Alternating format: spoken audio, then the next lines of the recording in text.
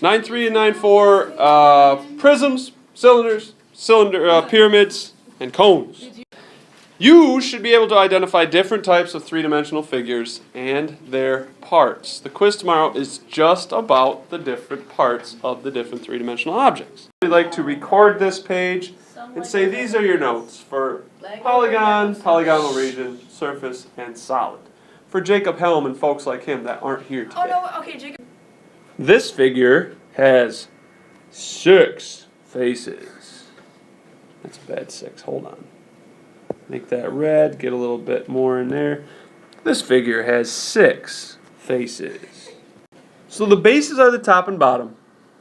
The bases are the top and bottom, which means the lateral edges are the sides that touch bases from base to base. So they're the segments. So here's a lateral edge.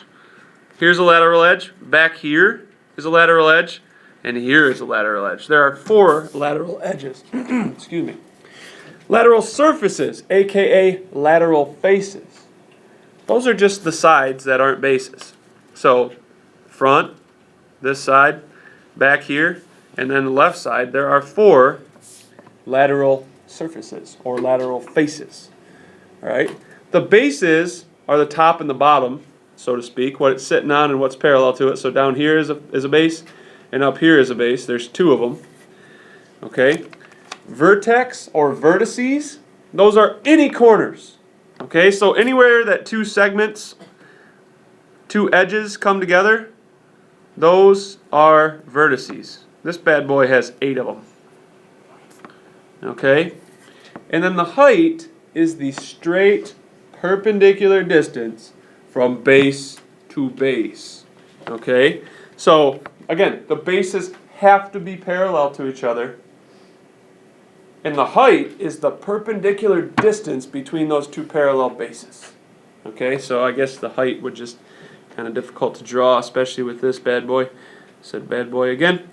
Yeah, that's the best I can do. These are 2 right angles. That's the height.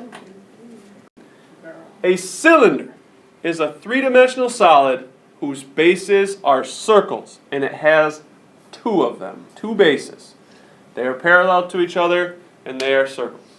A prism is a 3-dimensional solid who has 2 bases, and they are polygons.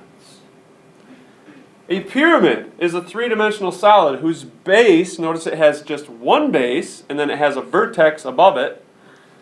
Its base is a polygon, and it comes to a point, which we call that point the vertex. All right, so get those down there.